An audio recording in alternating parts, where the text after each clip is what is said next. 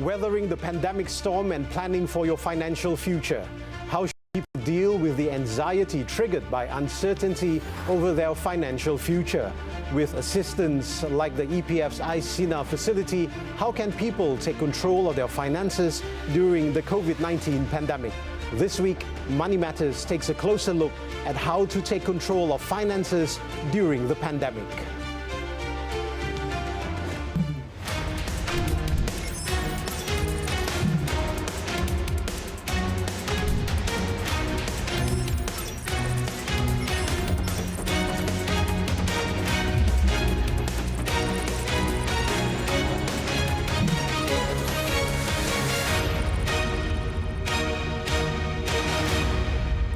It's 5 p.m. and once again, you're with me, Kelvin Ong Abdullah, on TV3's flagship business program, Money Matters.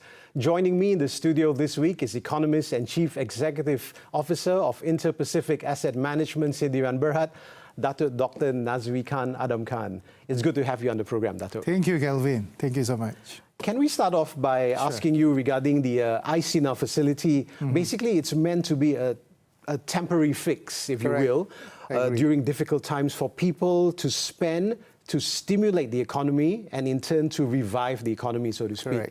Correct. So, can we say that it's meant for necessities, for the purpose of for continuing to survive? But of course, there are concerns now on those with no urgent need who could end up buying luxury goods, change cars, and renovate homes, or perhaps even look at high-risk investments. Thank you, Kelvin. I'm an economist. I'm a trained economist. I look at it beyond the consumptions that these people is going to make. I think what the government is trying to do is to stimulate spending. We are facing one of the greatest economic crises in this decade. So when the government allows us to withdraw, that means, right, there will be 10 million people withdrawing EPF account 1, and this is likely to inject more spending. Let me tell you one thing. If they do not withdraw, they are going to save. There's a paradox of saving. Saving does not stimulate the economy. The opposite of saving is spending. You see, when the government allows all these 10 million depositors of EPF to withdraw, that's a lot of money. The way I calculate, we probably have about 70, 80 billion ringgit that is likely to be withdrawn. Right? EPF has to forego the 70 billion ringgit, and these depositors is likely to spend on consumption stuff. You need to understand, consumption spending make roughly 70% of the GDP, domestic demand, you see. If they are not allowed to withdraw, what will happen? This money will be kept there, until they are 55 years old. So to me, this is not only a solution to the economic crisis, it's also, to me, it looks like a forced, how do I say, incentivized program by the government to ensure these 10 million depositors of EPF will spend the money. Right. Of course, the question is how they are going to spend, right? Of course, they should not spend on unnecessary things. They need to understand what are the best consumption or spending that can stimulate the economy. They need to spend on the sectors that give the highest multiplier effect, which is, things like food, like cars, like house, that kind of stuff. So I think this is a great campaign, but I must tell Malaysians here, this is only a temporary fix. Actually, what we need is a prolonged campaign to ensure Malaysians actually spend. Right. Now, I'm going to make one controversial statement here. What is best for the economy may not be best for the individuals. Right. And what is best for the individuals may not be best for the economy. Of course, we need to take a balanced approach. You see, I'll give you an example.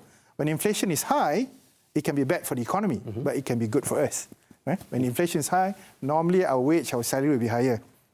But in this case, what the government is trying to do is to strike a balance so that people have more money, to solve the immediate crisis, right? The immediate financial woes. At the same time, probably to teach them to do their,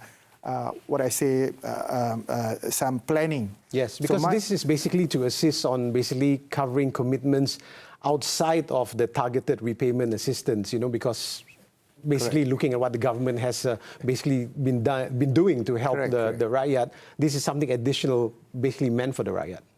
It is meant for the rakyat, yeah, there's no doubt about it. Yeah, but I think what I'm worried is the individuals that would withdraw the money, are they equipped, for all these things? Which means before they take the money, they must have at least some financial planning, right? This is what we call financial roadmap. They need Yes. to manage their debts, right? First of all, when you withdraw the money, the rule of thumb is to always keep your debt under control. Right. They need to use the money to pay the debt first. Second, they need to think about protection, insurance, to ensure that they have they have life insurance, that kind of stuff.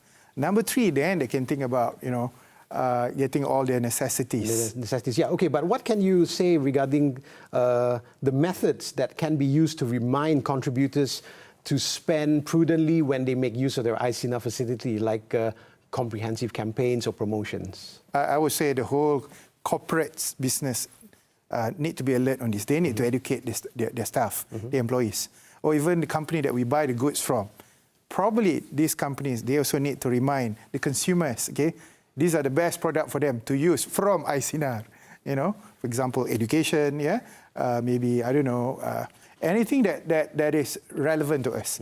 I would also like to add one more thing. I think most Malaysians forgot that EPF is set up not to actually, to fight the crisis, not to help to ease the crisis. EPF is set up to prepare Malaysians for the future. Yes, and for their retirement, so to speak. It's not to ease their financial problems as at this moment. Yep. So they need to consider the trade-off between the present and the future. Of course, they need to give more weight and priority on the future. Right. Dato', hold that thought. Yes. We've got to go for a very quick commercial break. Thank you. Stay with us and join us on Twitter.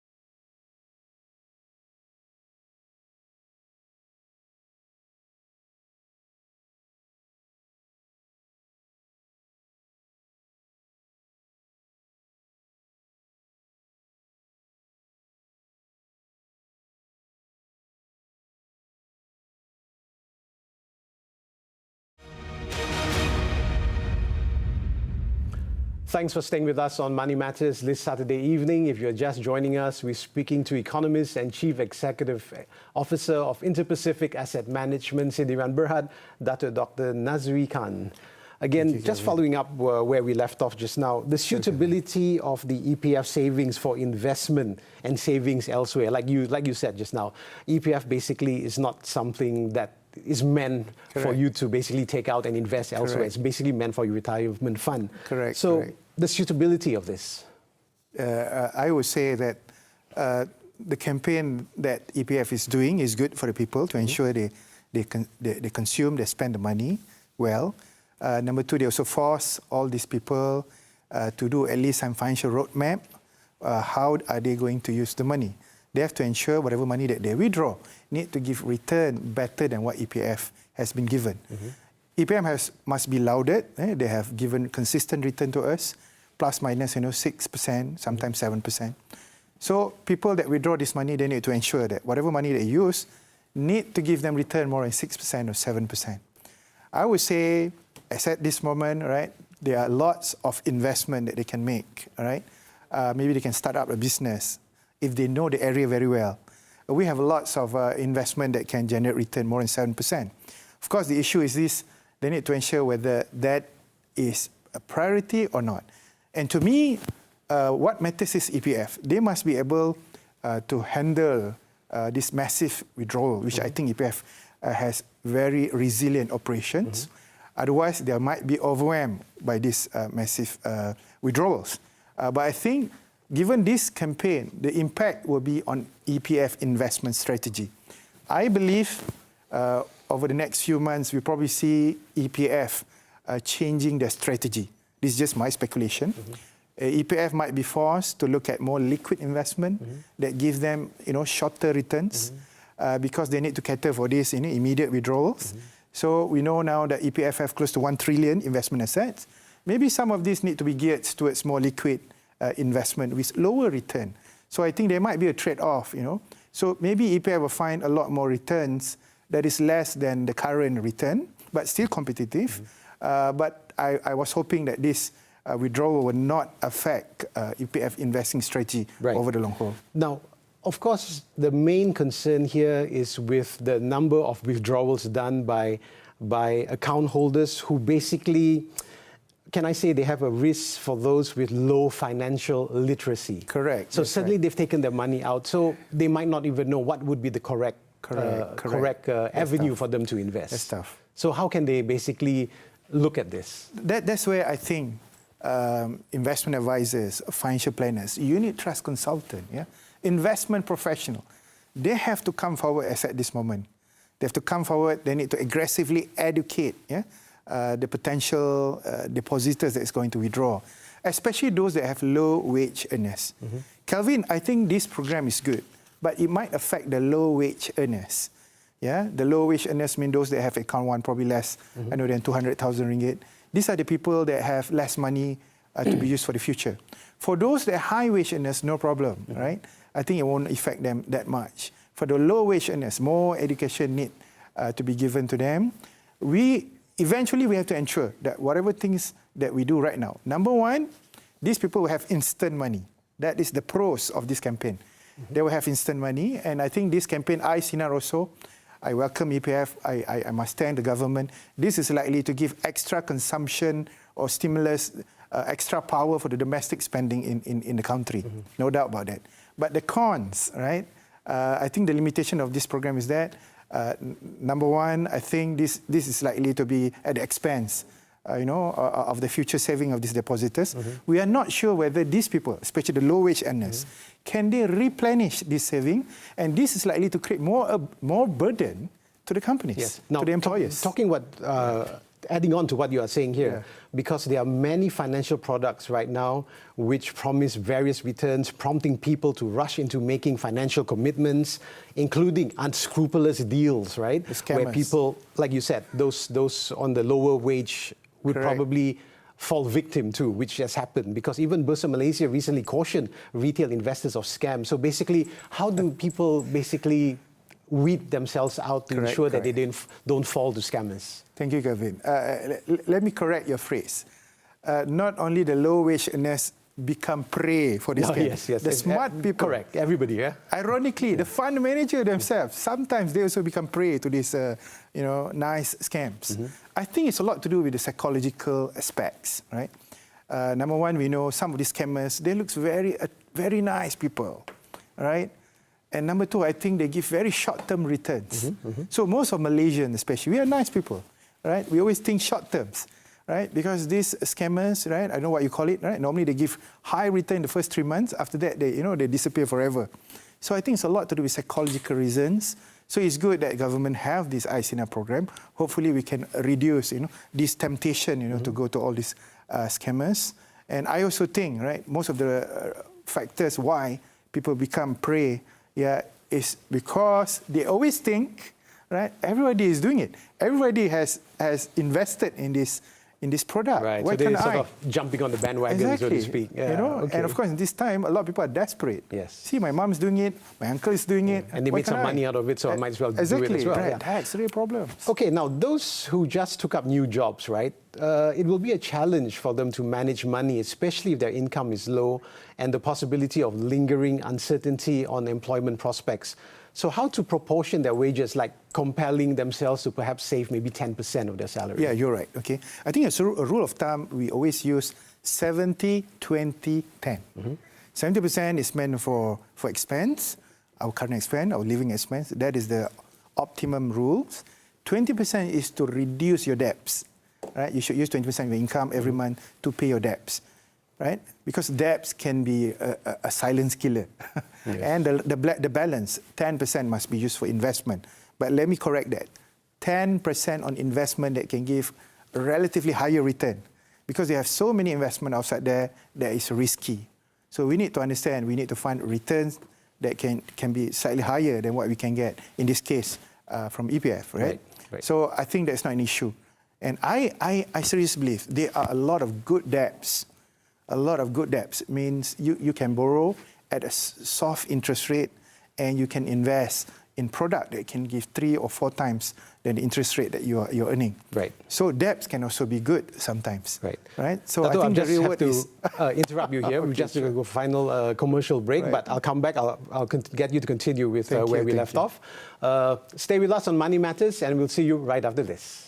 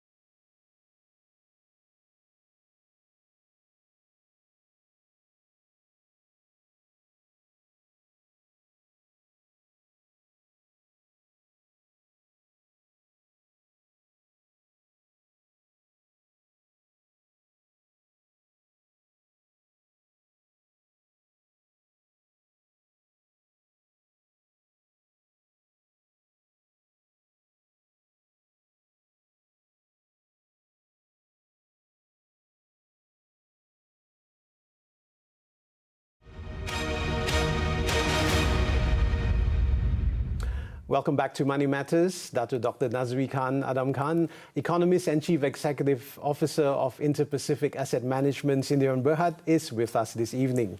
Following up, just before we went to that commercial break just now, to create the second income, the viability. Correct. This pandemic might bring some level of decline in income, basically throughout the whole year, like in 2020 for some people. Correct. What strategies can be put in place to ensure their income for the next few years are compensated for? Correct. I would say they need to invest in financial education. They need to equip themselves that we have lots of investment outside there. They need to start generating a second income. I would say probably second career, where the second income can generate higher return than their main income. I think there are lots of instruments that we can invest right now. I would say that unit trust is one of it, right? But they have to ensure that whatever they invest, it must be balanced and they need to diversify. I think the most important thing is that they need to find a good financial advisor, a reliable fund manager with strong track record. That is very important for us. I think it's very easy for them to check this. They can always go to the website Securities Commission, or FIM, Federation Investment Managers Association, right? And they can check who have, the best performing fund manager, for example, right? And I would say there are also lots of other instruments that they can do it themselves, right? They can trade, for example. They can invest for long term, right? But of course, they need to understand the rules of investment here, right? They need to think long term. When the market go down, they need to cost average. They must have some lump sum money to whack when the price is lower, so that they can do more value average. And as I said, they need, to me, a good mentor. Mentor is very important. I think in Malaysia, we have lots of licensed investment professional that's willing to give advice for free, right? Make sure they find one of these and don't fall victims to so many unscrupulous scams outside there. Regarding the use of the Icina facility right now, there have been suggestions, right? That when things get better, contributors should replenish the fund by making ad hoc deposits to ensure that their retirement fund is not ruined. Do you think that this is a sound advice? Yes, it is a sound advice. That's why it's important they need to plan before they withdraw the money. How are they going to consume the money? How are they going to spend the money? They need to ensure that they invest in good things that can generate better returns. They need to make use of the tax incentive, right? Maximize the tax relief that we have. Invest in stuff like smartphone, tablets, internet subscription, gym, that kind of stuff. Anything that can give them better returns, monetary and non-monetary, right? And I always believe that if they can make return, probably more than what we can get, then they can. I'm sure they can replenish this money. And don't forget that employer also gives some free money to them. We have employee contribution. So I know a lot of people think that they are too young, to think about this future retirement. But they still have to as well. So, of course, looking at what's going to happen really soon, like the vaccination rollout, which is basically kicking off in the next few days, Malaysia obviously is very optimistic about its economic recovery plan, as you mentioned.